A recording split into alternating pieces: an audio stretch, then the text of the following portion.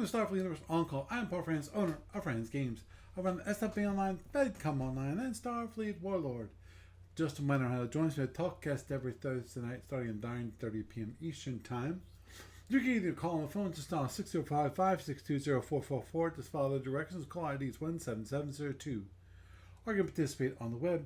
Just go to the Talks website at www.talkshoe.com and search for call ID 17702 or SFU On Call or Starfleet Universe On Call. You should find us there.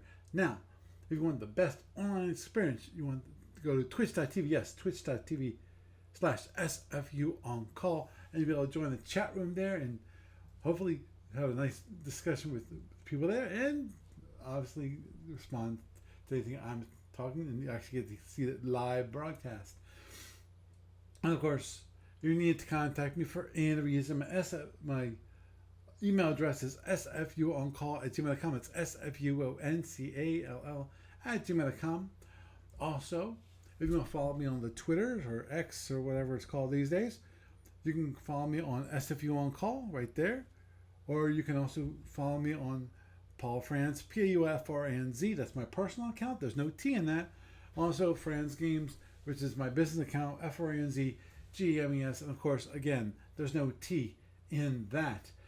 And of course, this lovely talkcast gets turned into a podcast available on iTunes and various other feeds around the net. Some quick news from A to B this week. Steve Cole was busy working on art for the Orion Master Starship book.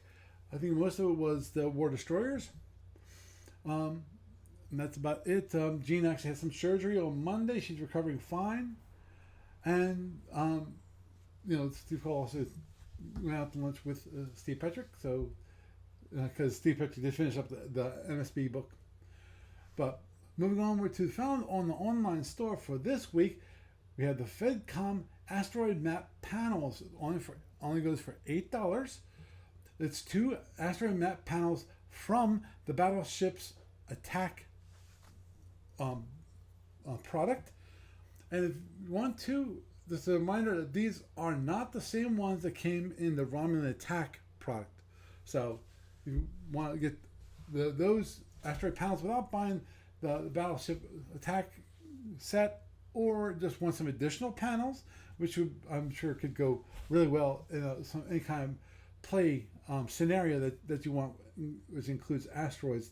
They look really, really cool, and I would definitely recommend, if you don't have a couple of the panels, definitely pick them up. It's only $8. Come on, it's not that expensive. Moving on to the SFU tournaments, none running at the moment. There has not been an announcement for the next Sapphire Star tournament yet. When it comes to the online client, nothing much going on there. When it comes to the library, on the other hand, there's been quite a few updates and fixes from Frank and from Matt. Both have been busy fixing those things for their campaign. I still have to work on. We're missing a counter for one of the ships, which I have to add. I forget what it was off the top of my head. I have to check my computer here. But but there's more ones. I'm pretty sure I already announced the Carnivons that Matt blasted in. So we have quite a few of those now as part of the client, especially the fighters, because I know that was important for them. There was a lot of emails that went flying yesterday. I didn't have a chance to actually read them. I'll probably read them either tomorrow or possibly Saturday. And when it comes to the FedCom library, no progress there, nothing to tell about that. And with that is the news for this week. And it's me, the one and all public, welcoming you to Starfleet Universe On Call. And tonight we have Doug. How you doing, Doug? I'm here. How are you guys? I'm doing good. Don't mind me. I'm just getting over to Twitch on my iPad just to get things all set. And we're good.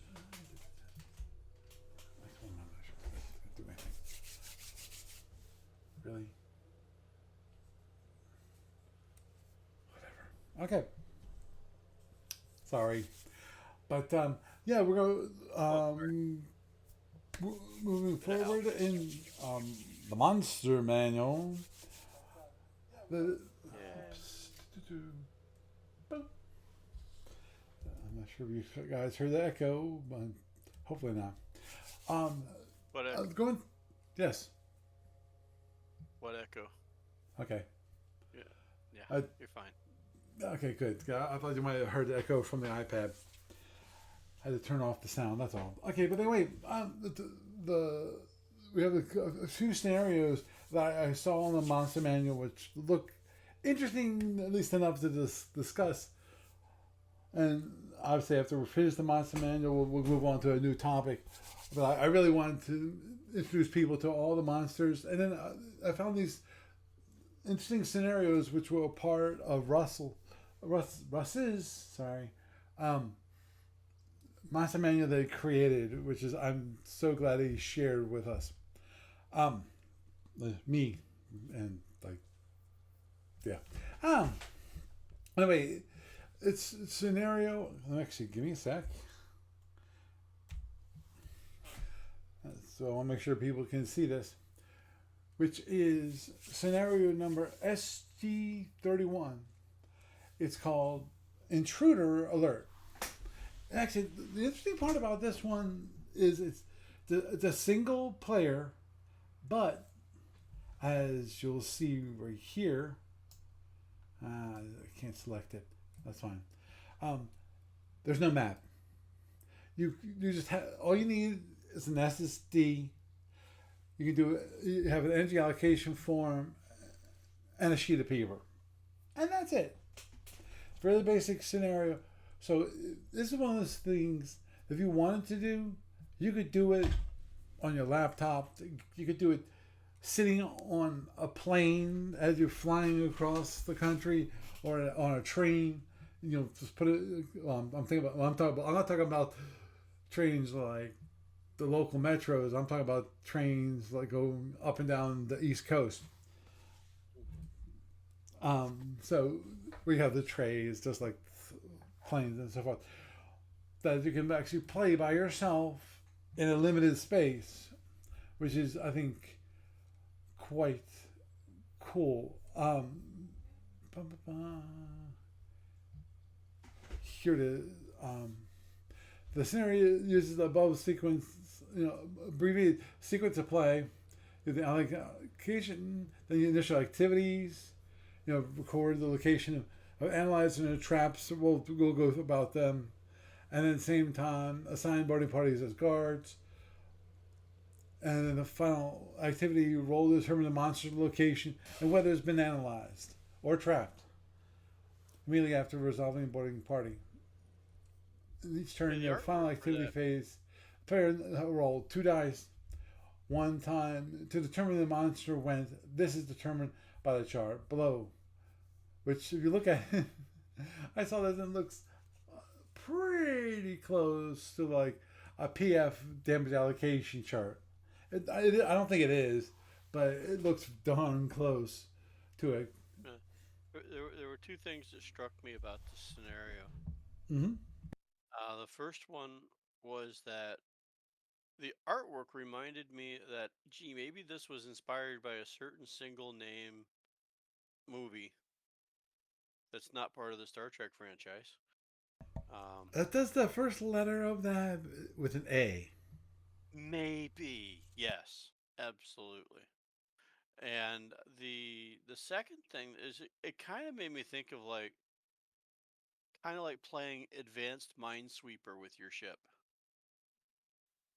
Only your ship is the field of play. Yeah. So that was my two takeaways on this monster or this monster scenario. Oh, the scenario, yeah. I agree. But it's one of the reasons actually I want to go over it, just because as you said, it brings up some interesting things about it. And again, as I said right at the beginning, which is the great thing about this is you can do it in a limited amount of space. You don't need a board.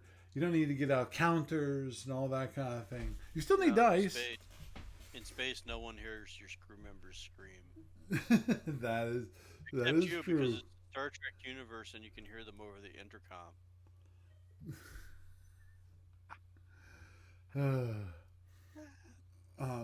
Yeah, it says no. That the chart determines the type of system. The actual system box must still be determined. In the event of the sensor scanner damage, that monster is always assumed to be the best undestroyed box. And in the case of excess damage, the monster attacks the topmost or leftmost undestroyed box. The player should arbitrarily. Ooh, sorry about that. I'll have to wait for that. Which is, I was wondering if, when it comes to excess damage, if all your excess damage, if he destroys all your excess damage, your ship is bye bye. Okay. Visual arbitrary number of boxes on the various systems. Allow the specific one involved to be identified by rolling a single die as followed. One of that type, obviously nothing. Two of that type, simple 50%. 3, 5, 6, obviously. 7 or more, it looks like. Number the first, leave the system unnumbered. Oh, okay. So if it's greater than 7 or greater, it just says use a die roll as 6 and choose the first 6. Okay, from the bottom row to the top. The box of the monster is in this turn is determined. The player must discover what interaction occurs. If there's no trap or analyze, the box is destroyed. Ooh. If there's an analyzer, roll 1 die. If the die rolls 1 or 2, the monster has been analyzed successfully. Traps in there but built. If this is the first successful analysis of the monster. If any event, the system box and analyzer are destroyed. Oh, okay. If there's a trap and an analyzer in the box, roll 1 die. If the result is 6 or greater, the monster is captured. The scenario is over, and the player wins. If the monster is not trapped, roll a second die to determine if the analyzer successfully analyzes the monster. In any case, the system box, the analyzer, and the trap are all destroyed. For every 3 successful analyses of the monster, not including the first one is added to the die roll for traps. Oh, okay. So there is a reason to analyze, which is to improve your chances of actually trapping the monster. Cool. Yeah. Plus, and it's the baseline for you to start. What is? Yeah. What's the baseline? You have to analyze it first before you can even try to trap it. Right. That's what. Which is to build. First step is to build an analyzer. A player allocates 1 point of power to an undestroyed lab box. Ooh, that could be bad. Or a control box. I'm assuming they go for the whole. It's like the Andromedans. Andromedans don't always have labs, so you can use one control box as a lab. There's a rule. They let you do that. Yeah. If you have 3 or less, they let you use control spaces as labs. I believe it was 3 or less. Yeah. It says if the ship has less than 3 labs or damage reduces it to less than 3, control boxes may be used as labs for the purpose of building analyzers only. Additionally, the use of the control boxes as labs to build analyzers cannot increase the total number of labs beyond 3. And a ship has 2 labs and 6 control boxes can only build 3 traps a turn. Okay. Okay, it's 1 point. Okay. It produces 1 analyzer at the end of the turn and the allocation phase. Okay. So that's at the beginning of the term. of that same term immediately. The labs in which the analyzers have been built are considered to have been used for all the ensuing turn and cannot have power allocated for emergency damage repair. Okay. Used for identifying seeking weapons or any other function.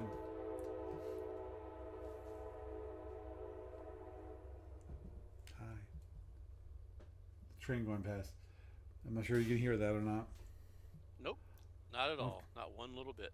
Okay. I can hear it clearly. I assume it's probably my mic, which is good. Eh, I mean, it's not pointing coming right through at your me mic. and some of the side. Whatever noise reduction thing you have is catching it. So That's good too.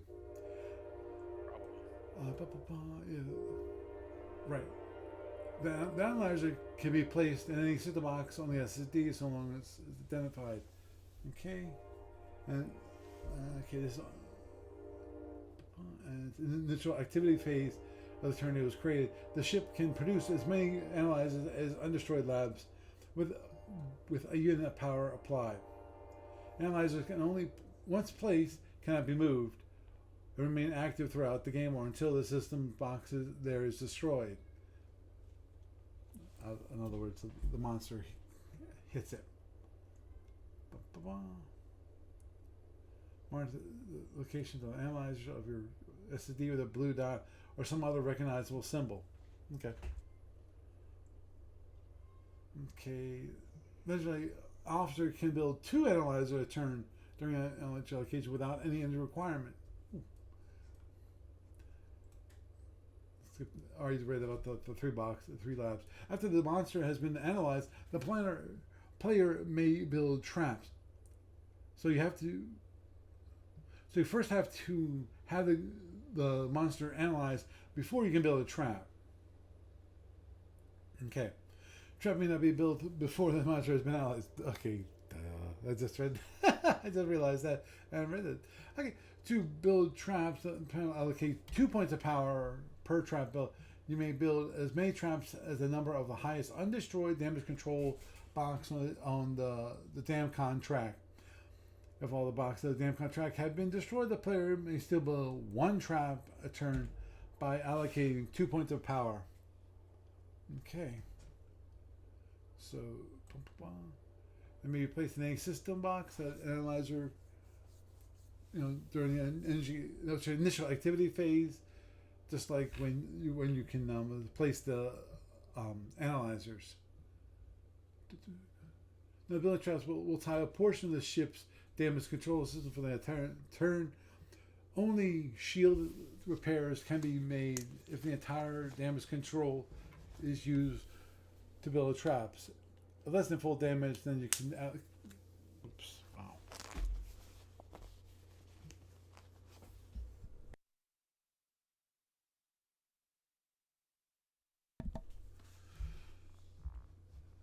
Right.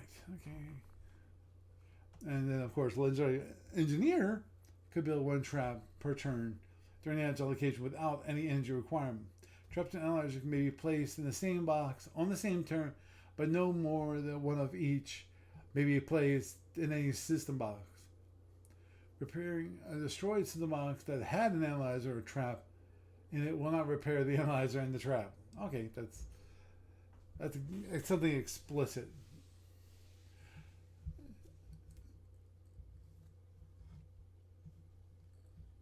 Okay. The ship is destroyed in a solid scenario when all the system boxes other than shields are destroyed, including damage control, sensors, scanners, and excess damage. This is a change from the normal destruction as a result of monster's interaction. Note that in a scenario where the monster is a random element or a balancing factor, the ship would be destroyed normally by enemy fire. Okay. So basically, even if all the excess damage is destroyed, the ship is not dead. Which makes sense. Okay, then they have different variations for the scenario. Please touch your comments. I'll read this real quick. A true monster for all seasons. Interesting. It reminds me of a movie I like watch. It's called A Man for All Seasons, which is Ah, about Saint Thomas More and King yeah. Henry VIII and their interactions. And of course, Uh-huh. Saint Thomas More gets hung in the end. So Oopsie. no, it's not hung. I'm sorry, his head cut off. Yeah, he gets dead. Oh, he definitely gets dead. Um, that's why I read that. It's like, okay, wait a minute. It can be added to virtually any large scenario to create an element of uncertainty and, in some cases, outright panic. Do not hesitate to come up with your own rules for this monster. When adding it to a scenario, the monster is highly useful as a handicap to a stronger player facing a weaker player. Ooh, that is a neat idea. I, I definitely like that idea. Oh yeah, yeah, yeah. You have to deal with that while some other guy's trying to blow your ship up. Right. And Uh huh. as I mentioned, it'd be a neat way of balancing the scenario where you have a stronger player playing a weaker player. You know. Uh-huh. Yeah, one guy's got a nice normal ship, and the other guy has space herpes. Got it. But Yeah.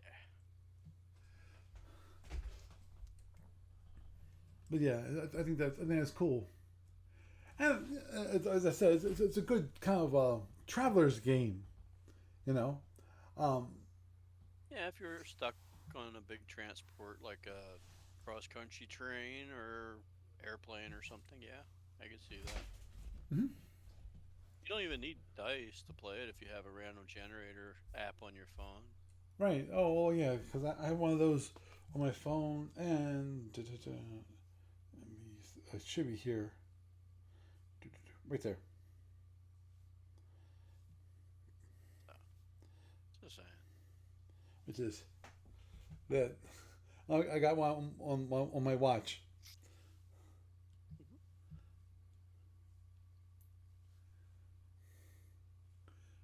Roll. Uh, So yeah, there is that. It could be a good handicapping thing. Yeah. Yep.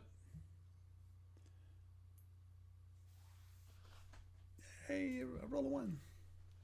Or it could be really mean is if like you analyze it and capture it, and you just have a down shield on your opponent, you just beam it to their ship and let them deal with it too.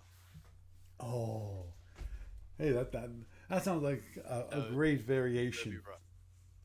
That would be rotten. Reminds me of Trouble with Tribbles. Yep, yep. That was the next one. That was the No, you very can't next have place I was going with that. it. Well, this is a little more difficult than Tribbles, Oh I no, think. Captain! I couldn't just put the xenomorph into cold hard space where it would still survive. I transported it to the Orion ship right before he cloaked and disengaged. Actually, it was the Klingons. I'm just saying. Yeah, I know. And yes, I do remember the episode. Okay, Yeah, yeah. just want to make sure. I'm just throwing it into a slightly different context. So, Understood. Well, definitely, I think it's an interesting scenario to play, and the rules are pretty simple. You know, um,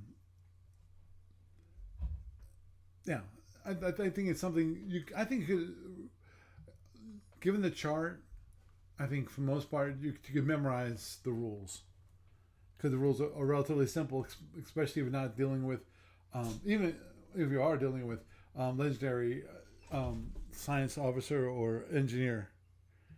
What? Sorry, the locals oh, in your me cat. is what? You gonna come up? No. Okay. Yeah, mine is right here between me and the computer. Scratch me. I go, demand scritchies. go play with. Hope you play with the other cat. I had a Um, few months out because I shut the door to the room.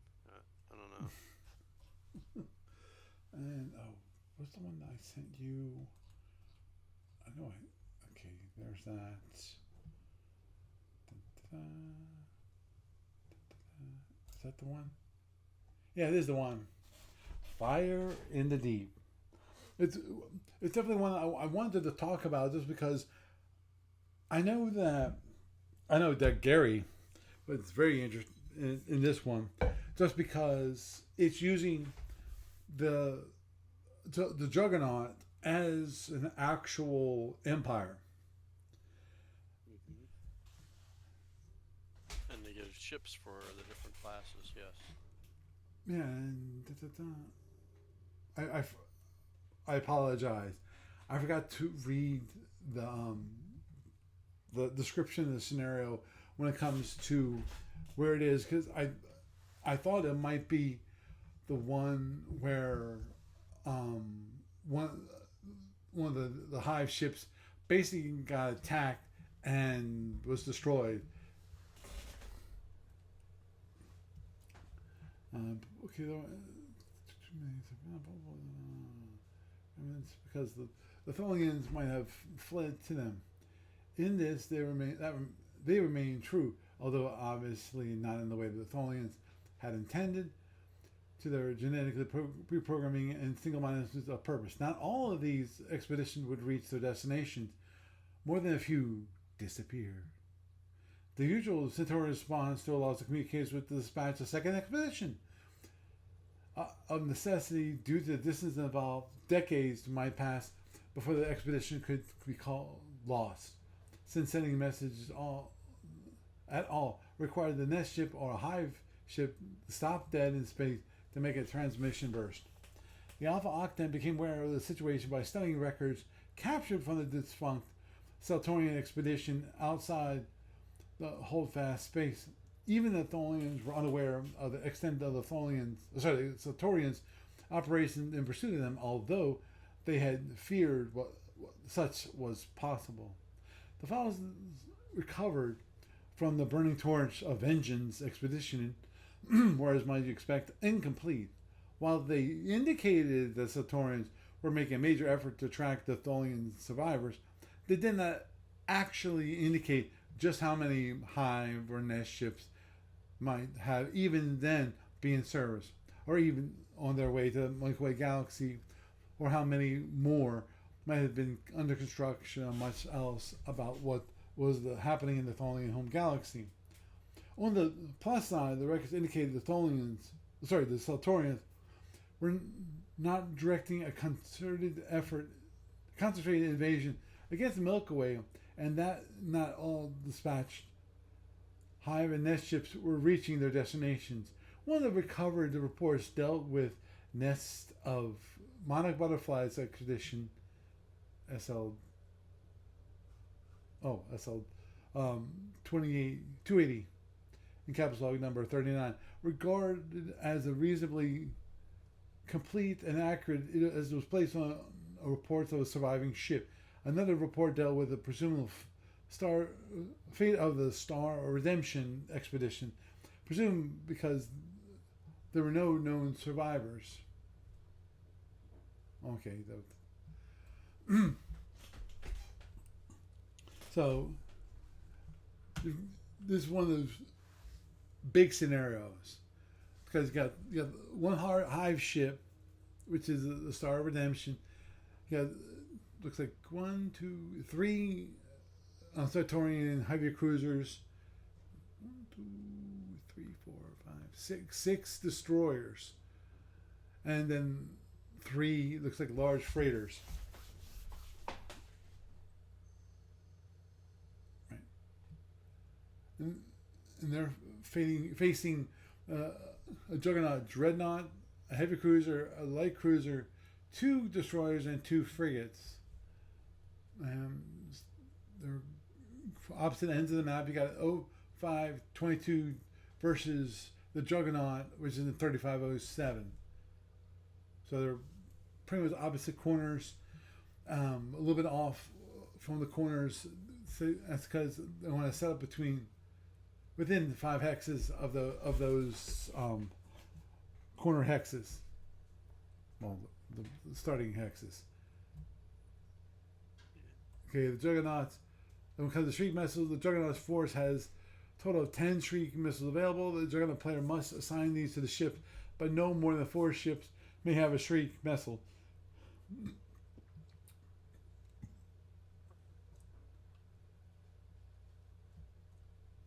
To say the very least. Okay, did he have them? Yeah, this is this is the beta, but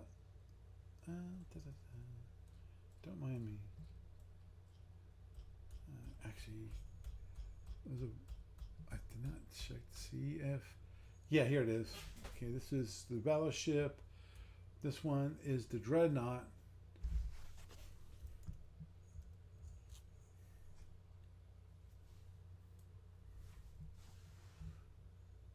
So let's look at the Dreadnought for a moment.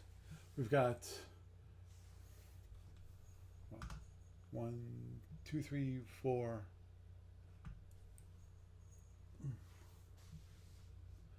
5, 6 phaser 4s. Still have a 100 box rotating shield. And it looks like it has over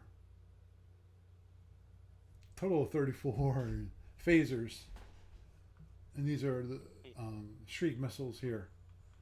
So it can hold up to 16 Shriek missiles. Wow.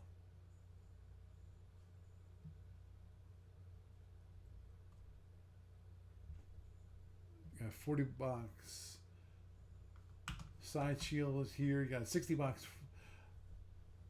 shield up at the front. And then the sides are 30 boxes. And it is a 1/2 movement cost ship. Nice little bugger.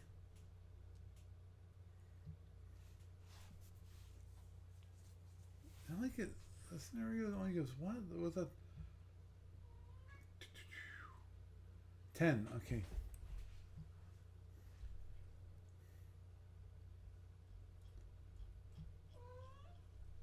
Hi. What is it, you goofball? And no, you can't have my cup.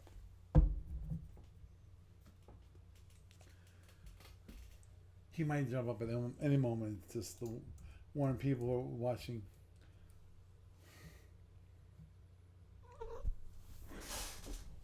There he is. I love you.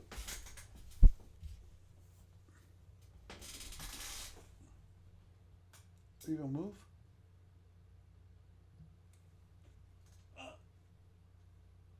Can you please stop standing on my shoulder? Is he trying to perch on you? Yeah. Okay, hold it. I need to get you there. Hey. Sorry. Then you got the heavy cruiser, which has only 4 phaser 4s, and a total of 24 phasers. Most of them are phaser 1s. I'm just look how many phaser 3s we have. 2, 2, 2, 2. That makes 8. So you have 8 phaser 1s. 4, 3. Sorry, phaser 3s. And 1, 2, 3, 4. 1, 2, 3, 4. That's 8. And another 2 phaser 1s. So 10 phaser 1s. And has ability to launch 2 Shriek missiles. There's a light cruiser. Again, you got enough phase. You got two phaser 4s. Now, phaser 4s, they take what, 2 points of power? I believe. Okay. It's more than a regular phaser. Oh, I know it's more than a regular phaser, but I wasn't sure it was 2 or 4.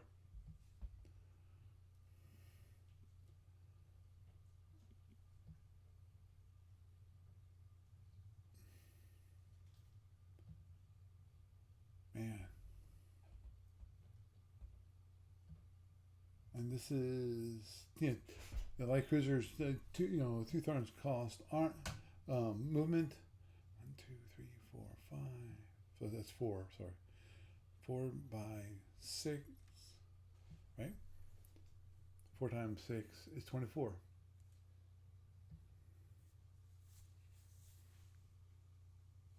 Which means it's hot warp. Okay, cool. And then last, so not least, is the destroyer. Has only one phaser for. What's it? 1, 2, 3, 4, 5, 6 phaser ones, and another 6 phaser threes. That's worth 105 points, which I understand because you got 20-point shield at the front, you got 16 on the side, 12 on the rear. Shield number 3 and 5. It's armor, and then of course you have your rotating shield.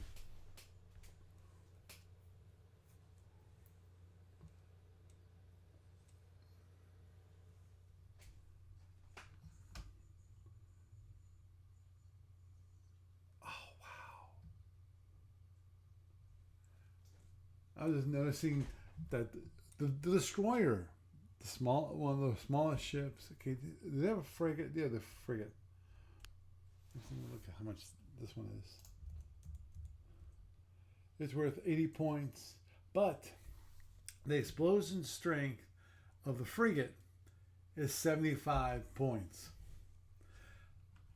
The destroyer, 111.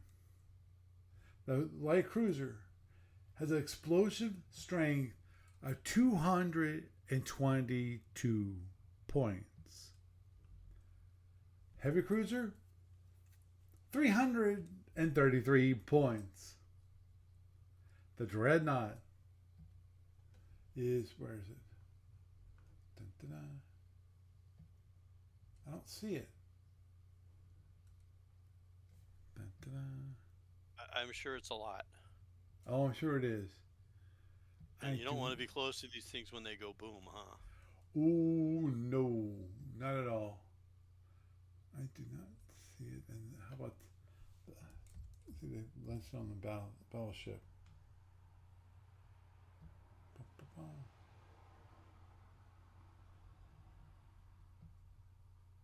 Okay, it doesn't have it mentioned here either. I'd have to probably look up the ship description. But can you imagine getting just one of the destroyers, which is only 100 points of damage, have him do a suicide run on you? So, to say the very least, you don't want to keep your ships right next to each other or on a large stack. Yeah. Yeah. The answer is no, you don't want to be close. No. Now, what is the limitation on their explosion radius? Is it like standard or is it like extended? My assumption is they're standard. It's just that they have a very large explosive strength versus normal ships. Well, the other downside of that is that it should actually kind of make you want to spread them out. Because if it is, then you don't want that sucker exploding right next to your other ships. Right. Even the juggernauts themselves. The down shield. Yeah, that's what I'm saying. So whoever's controlling the dreadnought, those guys is probably going to want to, unless they're prescribed by the automatic rules or something, they might want to stagger their formation, so to speak. Ooh, I just saw the number. The dreadnought, 500 points. Yeah, and that's why you don't want to have it explode right next to all your other ships. No, you don't. There it is. And for the battleship, 750. Wow. Actually, that's one thing I've not looked at for a long time, which is explosive strength, which is how if a ship explodes, what are the damage? Because I know obviously range 0 is full strength. Range 1 is that half strength? I don't know. I don't have a copy of the rules anymore. Actually, let me. It's one of those. The original rule was out several hexes. I think 4 or 5 hexes, something ridiculous. And it went down by each radius of hexes that you went Right. further out. But then in the last edition they published, I think they cut it down to like 2. Like full strength at 0 and half at range 1 or something like that. But I don't recall. You'd have to look that one up. If you have your rulebook handy, just Yeah, that's what flip that I'm sucker open. bringing up right now. I've got my PDF version. Mm. Self destruction. Let's go. Let's go for that.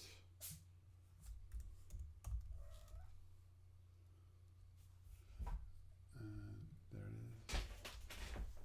Okay, this one CF. See, they have the relative. Okay.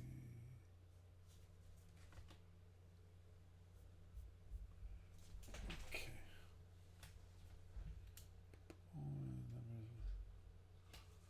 Right. Hey, hey, hey.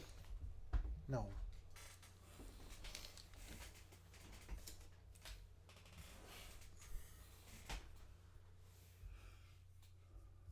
Okay, you got the multiple explosions.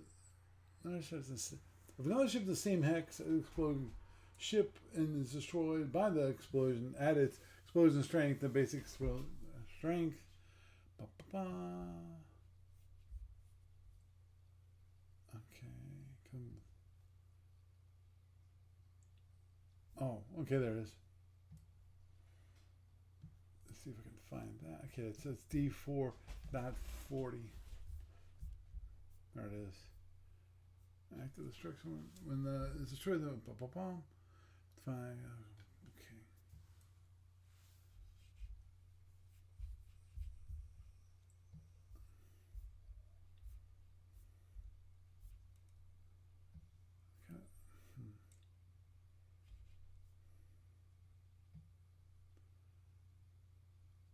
Okay, 5-2.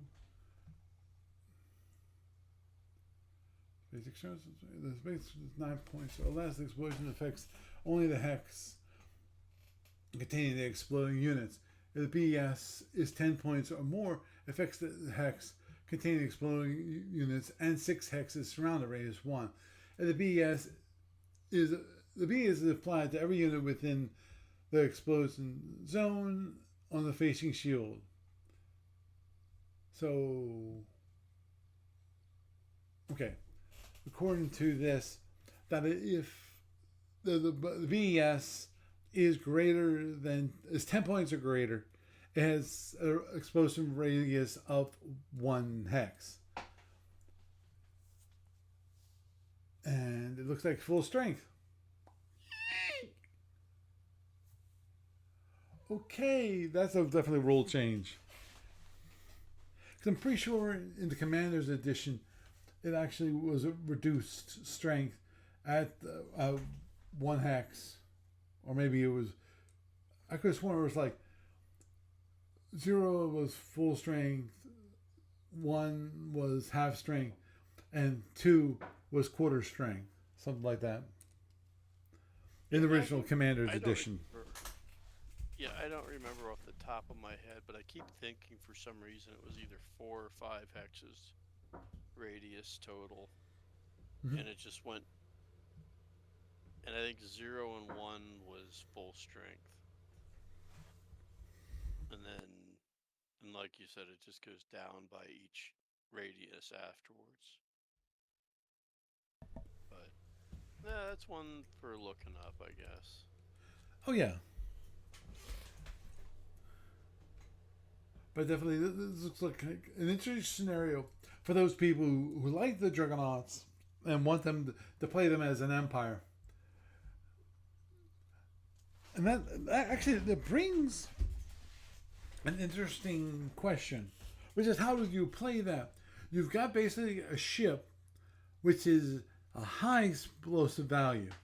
In other words, if you keep them too close together and they get destroyed to the point where they get blown up, it might destroy or at least damage your other ships that are right next to it. So, Hmm. you know, it's going to be one of those things Well, that I think you would want to keep. Um, that's a problem for all the SFP ships, really. And it's a matter of scaling. I mean, it does a lot of damage when it explodes. But on the other hand, it would take a lot to make one of them go boom in one shot. So if one of them's getting crippled, not that out of the realm of possibility that, it would just be separated from the squadron pretty oh, yeah, easily before it goes boom. agreed. And the obvious thing is that the Juggernauts, their explosive strength is way higher than any normal ship these days. This is after they updated with the captain's edition, because I still remember with the commander's edition for the Andromedans, what you would do is you would add all of the energy that was in the panels to the strength of the explosion. So if you had like 100 points of damage, 100 points of energy in your PA panels, and your, let's say, base got blown up, that's 100 more points to the strength, explosive strength of the base. Huh? Yeah, gonna go boom. Yeah, oh yeah. I actually played a scenario where I was flying the Andromedan base, which sucks. The big thing about the Andromedan bases, they have no phaser fours. They only have TR beams. So it's like, come on, why do we have Which is phaser not a fours? bad thing if you want to make things go boom. Yeah, which is what happened. They, they, I think it was the feds that just overloaded photons, just completely just blew it to heck. And then I had to announce, Well, yeah, that's what happens when they eventually discovered the rapid transport networks and they get to where the bases are. They go boom because by that time the galactic powers were all really good at making bases go boom. true. But yeah, the one thing I had to do in that scenario is I had to announce catastrophic damage, because I looked at how much damage he was about to do, and I had all these ships inside of the base. So I transported them all out any way I could with transports or DizDev or whatever. All of them, you know, because it was an emergency, um, uh, Hmm. something, collateral. I called Yeah, for we're collateral exploding. damage, and I went through those. It allows you to do crazy things, which normally wouldn't be allowed. Because it's out of sequence. Well, catastrophic damage has its own rules about that. So there you go. Yeah, but it's part of the Death SFB Star is rules. exploding. You have the Death Star is exploding, and you have plenty of time to drag dad onto the shuttle. There you go. So, okay, cat. The keyboard is not meant for your butt. There. So he's trying to sit on the keyboard? She is, yeah. Wow. Well, she wasn't trying. She is. She was doing it. And you don't even have a Her tail laptop. is just, Actually, you do. no, I do, but this is one of the desktops. Hmm. You've seen my setup. Yeah. Oh, yeah. No. But I know the kitties like laying on the keyboard of the laptops because they're warm. Yeah. No, she's just like up here because she wants attention, Hmm. and sitting there is basically, if she's sitting the wrong direction, her tail goes across the keyboard. So there you go. Oh, this is an interesting one. Flame in the Deep. After the success of Operation Unity, the Galactic Intelligence Agency (GIA), along with intelligence agents of other empires involved with, had a wealth of captured Andromedan data files to review. Not all of them were easily transcribed, and at the end of the Air Force records, information were being painstakingly extracted. No Rosetta Stone have yet been found that helped to ease the task. Among the files that were converted were records of Andromeda contacts, not all of which could be identified incidents with the Milky Way galaxy or the Magellanic Cloud. One of these was a record of an incident with someone attacked an Andromedan relay base on the Galactic Transit Network. It is not clear where the base was located, other than somewhere in the deep reaches of space between galaxies, or who the attackers were, or even when the incident occurred. Andromeda time codes having yet to be directly contributed to any galactic time codes.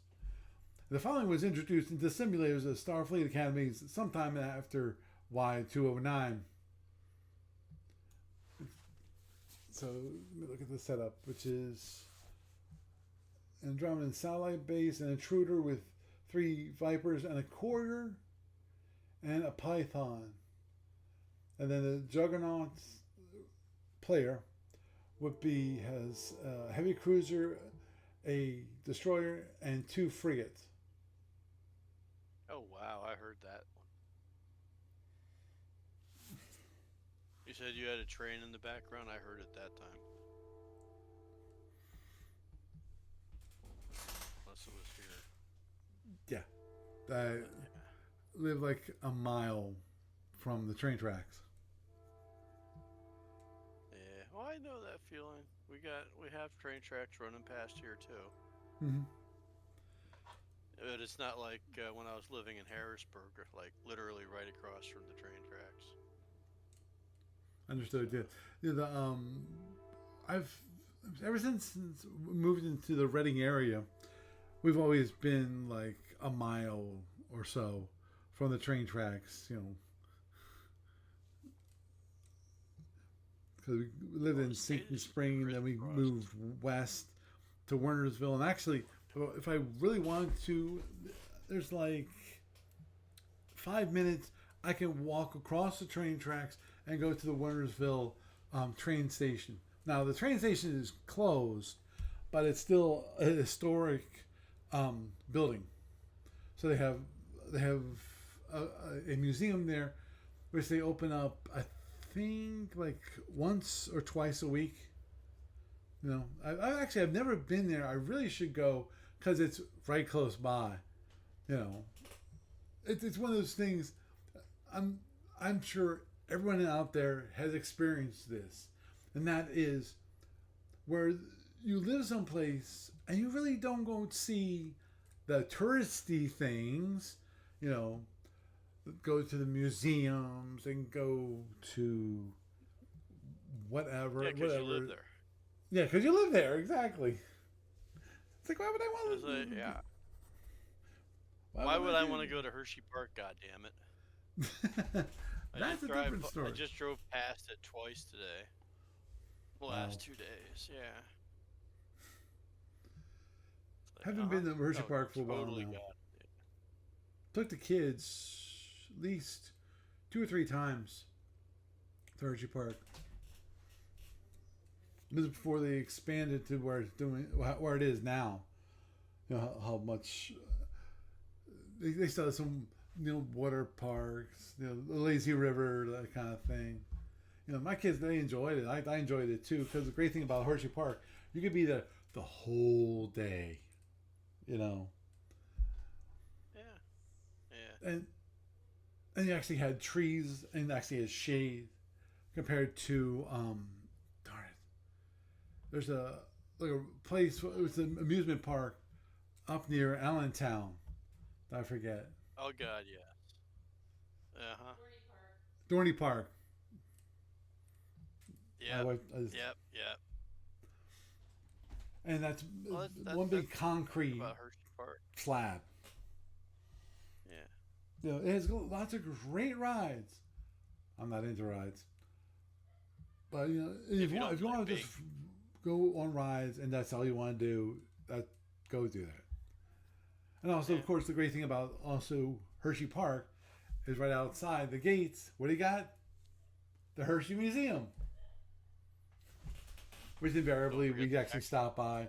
We'll take like the one ride about the history of chocolate. You know. Mm.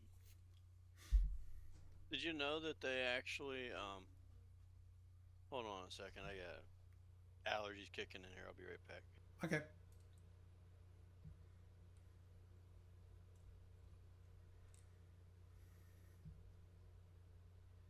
I'm sure nobody wanted to hear me blowing my nose there. But did you know that they actually have if I remember correctly, they have machines that blow the smell of chocolate out of the factories just for the tourists in the summer. No, I did not know that.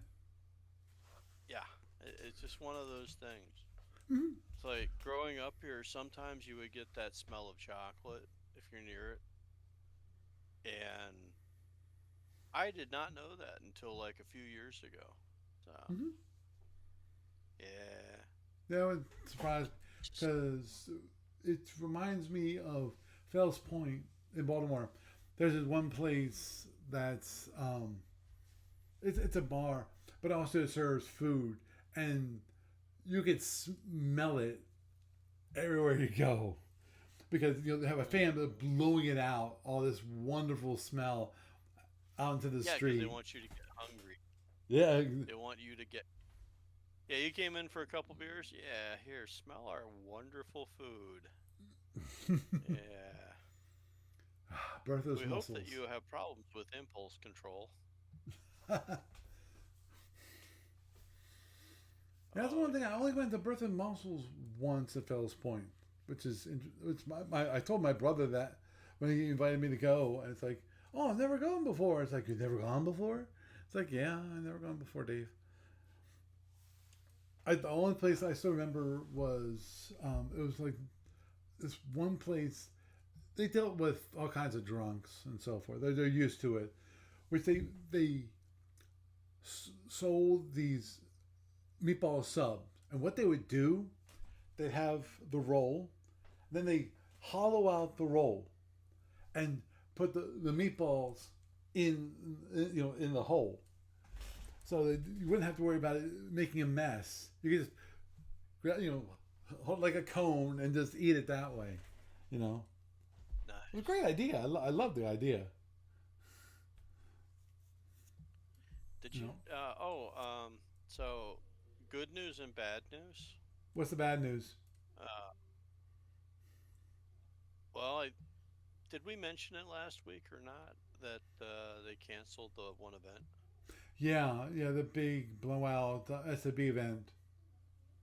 Yeah, very sad to see that. Yeah, well, I'm sorry.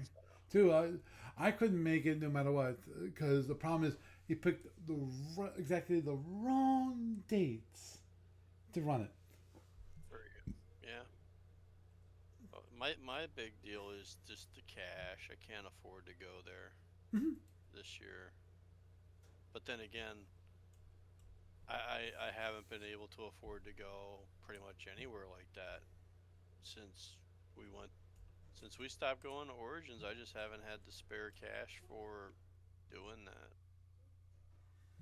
On the other side of things, hey, look, Gamers is still going to be going on this summer, Yes, yes, it is. and Well, I still need a schedule from somebody named Paul I can't imagine what the last name of this Paul person is.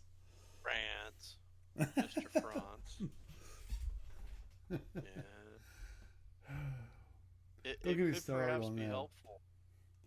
Yeah, Oh, understood. And thank you. Thank you for reminding me. Um, I'll only remind you every gosh darn week, pretty much. one of the graphical artists that I worked with back in the days of Primavera Systems, the first place I worked out when I got out of college. You know, actually, well, back then actually I like wearing a leather jacket. I got a nice leather jacket, which I love wearing it. But what the person did was did a Photoshop job and took Henry Winkler's body, with a leather, Oh, good God. Yeah, uh-huh. They and put your put my face on it. face on it. So that was the Franz. Ah, Hey. got it. Uh-uh. Yeah. Anyway, I think why don't we just wrap it up for the evening? We'll definitely come up with a more extensive a topic next week. I promise, for everyone involved, including myself. Could it possibly include what we're gonna do for gamers? Maybe, I don't know. Maybe It's a random thought. that's a that's a That would be that's a nice. good idea. Okay. I have to So, sit down on yay. that. Yeah. Well, you want to pop up some weekend? We can do some work on the computers. Mhm. Check out the setup stuff. Maybe we can figure out what's causing your thing to reset itself every time. I don't know. Yeah, actually, Who knows? one thing I would love to solve, and I got to talk to. I might have to talk to tech support for Rogue Amoeba, which is the makers of the software I use, or see if I can put it up with the Mac Geek Gab. It's a great podcast, and they might have an idea of why this is occurring. My guess is they're going to say, well, the problem is you upgrade the Sonoma because there's some sound issues with this version of the Mac OS. So hopefully they can fix it. So anyhow, Oh, Doug, why don't you have a good night? thank you. Thanks for having me on, Paul. Okay, okay, see you. So tonight we went through not that many monsters, but we went through some monster scenarios. I think the coolest one, obviously, is the Juggernaut, and looking over those ships and finding out they're basically big, huge explosions just moving around. Because wow, that's all I gotta say. And especially with the current rules, if it's within one hex, it's full strength. So the destroyer would do 111 points of damage to any ship right next to it. Doesn't have to be in the same hex. It can be just range one. So, say the very least, that's nasty. And definitely, I think Doug and I both agree that after he gets damaged, you just want to spread, get away from everybody else before it gets just completely blown up. Because I'm sure that's what the opponent is going to want to do. It's just completely blow it up. Of course, then you can try to just do a suicide run and see if you can make it. Maybe. Anyway, with that, I am Paul Franz, and I bid you a good night.